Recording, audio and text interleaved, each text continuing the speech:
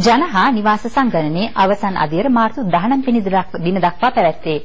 නිවැරදි තොරතුරු ලබා දීමෙන් සංගණනයට සහාය වන ලෙස ජනලේඛන සහ සංඛ්‍යාලේඛන දෙපාර්තමේන්තුව ජනතාවගෙන් ඉල්ලා සිටී.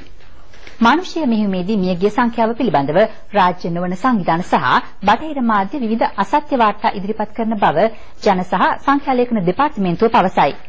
විද්‍යාත්මක පදනමක් මත සංගණනයක් පවත්වා දුර්මත ප්‍රතික්ෂේප කිරීමට අවස්ථාව ලැබී ඇතැයි එම දෙපාර්තමේන්තුව ප්‍රකාශ කරයි.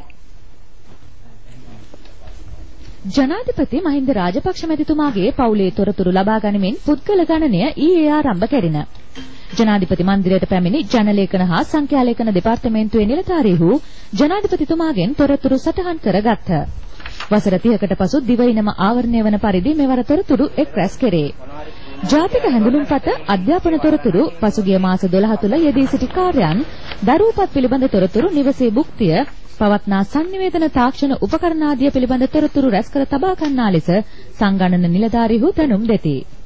සියලුම පුද්ගලයෝ පදිංචි ස්ථානයේදී පමණක් සංගණනයට ඇතුළත් කෙරෙති.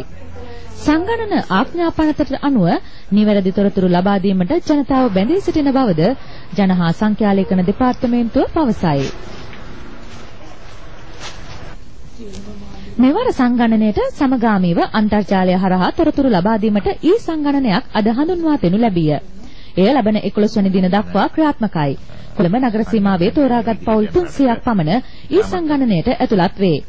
මෙවැනි ඊ සංගණනයක් ශ්‍රී ලංකාවේ පැවැත්වෙන ප්‍රථම අවස්ථාව මෙයයි. මෙය පරීක්ෂණාත්මක නියමුනියන්දියක් පමණි. ඉදිරියේදී පැවැත්වෙන සමීක්ෂණ හා සංගණන සඳහා මේ ක්‍රමවේදය භාවිත කිරීමට නියමිතයි. ඊ සංගණන අවස්ථාවට අමාත්‍ය රංජිත් සියඹලාපිටිය මහතා ඇතුළු පිරිසක් එක්ව සිටියහ. Dear Astrid,